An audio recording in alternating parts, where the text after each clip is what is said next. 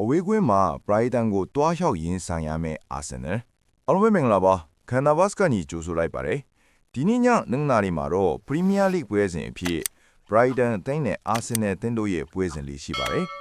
Arsenal အသင်းဟာပွဲစဉ်26ပွဲကစားပြီးရမှတ်64မှတ်ဖြင့်ဇယားထိပ်ဆုံးတွင်ဦးဆောင်နေပါတယ်ဒုတိယနေရာမှာ Manchester City ထက်တပွဲပိုကစားထားပြီး9မှတ်အသာဖြင့်ဦးဆောင်နေပါတယ်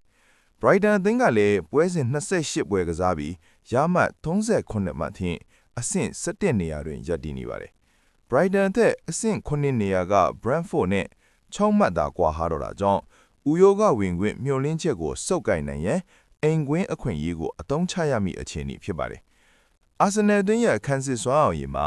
တပွဲလျင်3.8ခိုးသာပေးထားရပြီးလိတွင်အကောင်းဆုံးခန်းစစ်အထိရပ်တည်နေပါတယ်။ Brighton အသင်းကတော့တွင်းကို38ဂိုးရှိထားပေမဲ့ပေးကို35ဂိုးအထိရှိနေခြင်းကြောင့်ခံစစ်ပိုင်းဟာကွက်တွေရှိပါတယ်။ Arsenal ရဲ့ကစားပုံဟာ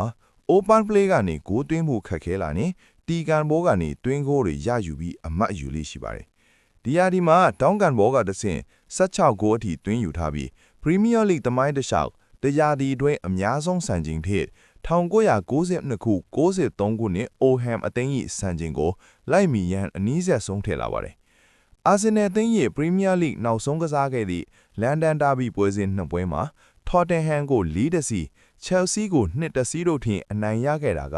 အသင်းအတွက်စိတ်သက်ပိုင်းဆိုင်ရာကိုမြင့်တက်စေနိုင်တဲ့ပွဲစဉ်တို့ဖြစ်မယ်လို့ယုံကြည်ပါတယ်။ဒါ့အပြင် Arsenal အသင်းရဲ့ခံစစ်ပိုင်းဟာကောင်းမွန်လာပေမဲ့တခါတလေဖိအားဝင်လာခြင်းမလို့အမားလေးတွေရှိတတ်ပါတယ်။ဒါပေမဲ့လည်းအချက်လက်တွေအရarea အတွင်းမှာပြိုင်ဘက်ကိုအခွင့်အရေးပေးရမှုအ ਨੇ ဆုံးအသင်းအဖြစ်ရှိနေပါတယ်။ David Raya ဟာဒီဟာဒီ clean sheet 73ချိန်ရရှိထားပြီးအရင်ဘက်ကကန်ခဲ့တဲ့ Chelsea ပွဲစဉ်မှာလက်စွမ်းပြခဲ့လို့သာအနိုင်လက်ကိုဆက်ထိန်နိုင်ခဲ့တာဖြစ်ပါတယ်။တခါတလေမှာပေါ့ဖိအားတန်ကြောင့်အမားလွတ်မိတာမျိုးလေးတွေရှိတတ်ပါတယ်။ထိတ်တိုက်တွေ့ဆုံမှုနောက်ဆုံး5ချိန်မှာ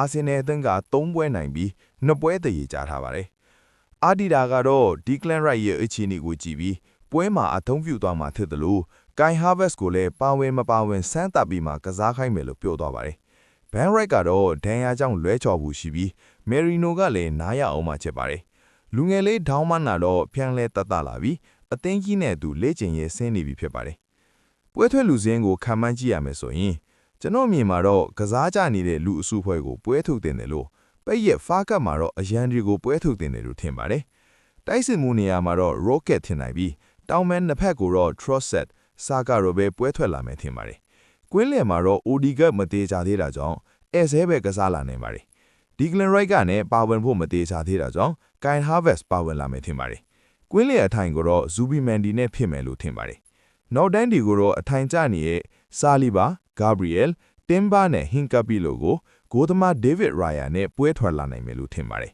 ။ဒီပွဲကိုကျွန်တော်အမြင်အရArsenal အသင်းသာဂိုးပေးရမယ်ဆိုရင်ပိုပြီးခက်ခဲမဲ့ပွဲစဉ်ဖြစ်လာနိုင်ကြကြောင်းဂိုးမပေးရဖို့အရေးကြီးပါတယ်။အနိုင်ရဖို့လည်းလိုသေးတာကြောင့်Arsenal အသင်းတိုက်စစ်ကိုတတိကကြီးနဲ့စော့မယ်လို့မြင်မိတာကြောင့်တွင်းကိုတွေနဲလိမ့်မယ်လို့ထင်ပါတယ်။ဒီပွဲစဉ်ပေါ်မှာညီကိုတို့ရဲ့အမြင်လေးတွေကိုလည်း comment မှာဝင်ရောက်ဆွေးနွေးခဲ့ကြပါအောင်။ကျွန်တော်ရဲ့ channel လေးကိုလည်း follow and subscribe လုပ်ပေးဖို့လည်းတောင်းဆိုချင်ပါတယ်။အဆုံးထိကြည့်ရှုပေးခဲ့တဲ့အတွက်တဦးယောက်ချင်းစီတိုင်းကိုကျေးဇူးအထူးတင်ရှိပါတယ်။